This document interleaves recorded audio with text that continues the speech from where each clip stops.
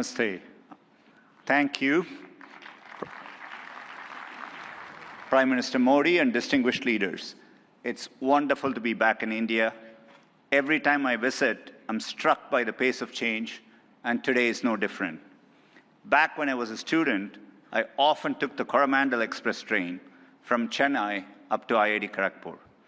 To get there, we passed through Visakhapatnam, Vizag. I remember it being a quiet and modest coastal city brimming with potential. Now in that same city, Google is establishing a full-stack AI hub, part of our $15 billion infrastructure investment in India. When finished, this hub will house gigawatt-scale compute and a new international subsea cable gateway, bringing jobs and cutting-edge AI to people and businesses across India. Sitting on that train, I never imagined Vizag becoming a global AI hub. Just as I couldn't have imagined that one day I'd be spending time with teams figuring out how to put data centers into space. Or taking my parents for a fully autonomous car ride in San Francisco. Seeing a Waymo right through my 83-year-old dad's eyes, I saw the progress in a whole new light.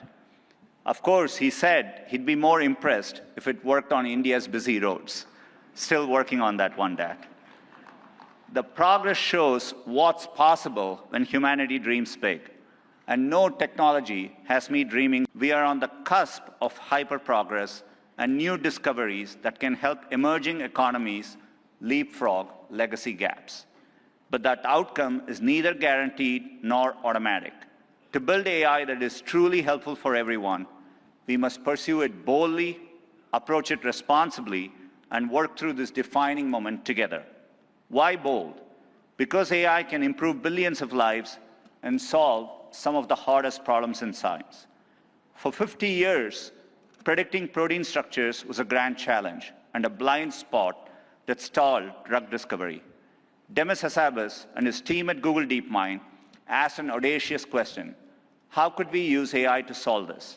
It didn't just win a Nobel Prize, it compressed decades of research into a database that is now open to the world. Today, over 3 million researchers in more than 190 countries are using it to develop malaria vaccines, fight antibiotic resistance, and much more.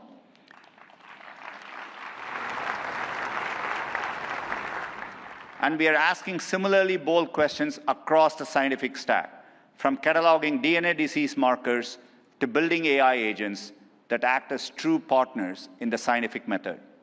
We must be equally bold in tackling problems in regions that have lacked access to technology. Take El Salvador, where Google has partnered with the government to bring affordable AI-powered diagnosis and treatment to thousands who could never afford to see a doctor. Or in India, where our work together is helping farmers protect their livelihoods in the face of monsoons. Last summer, for the first time, the Indian government sent AI-powered forecasts to millions of farmers, possible in part because of our neural GCM model. I see language inclusion as another exciting ambition. In Ghana, we are collaborating with universities and NGOs to expand research and open source tools across more than 20 African languages. We need this bold thinking in more places to tackle more problems across health, education, economic opportunity, and more. Technology brings incredible benefits, but we must ensure everyone has access to them. We cannot allow the digital divide to become an AI divide. That means investing in compute infrastructure and connectivity. I mentioned our Vizag investment, and we have others in Thailand, Malaysia, and more. We're also building a vast network of subsea fiber optic cables, including 4 new systems between the US and India, as part of our America-India Connect initiative announced yesterday. Responsibility also means navigating profound economic shifts. AI will undeniably reshape the workforce, automating some roles, evolving others, and creating entirely new careers. 20 years ago, the concept of a professional YouTube creator didn't exist. Today, there are millions around the world. We have trained 100 million people in digital skills, and our new Google AI Professional Certificate will help people master AI in their jobs, available globally. Finally, trust is the bedrock of adoption. We have created tools like SynthID used by journalists and citizen fact-checkers globally to help verify the authenticity of the content you read and see. But no matter how bold we are or how responsible, we won't realize AI's full benefits unless we work together. Governments have a vital role that includes as regulators, setting important rules of the road and addressing key risks. And importantly, also as innovators, bringing AI to public services that improve lives and accelerating adoption of these technologies for people and businesses. There are glimmers of this from around the globe, from the Ugandan government using AI and satellite imagery to locate priority areas for electrification, to getting potholes fixed for residents more efficiently in Memphis, Tennessee, by using AI scans of road surfaces from buses.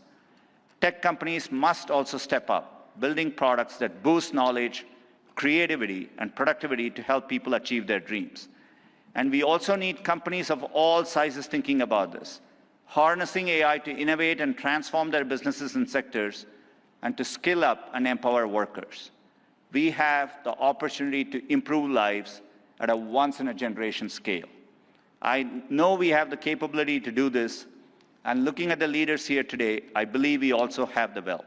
Now we must do the work together. Thank you.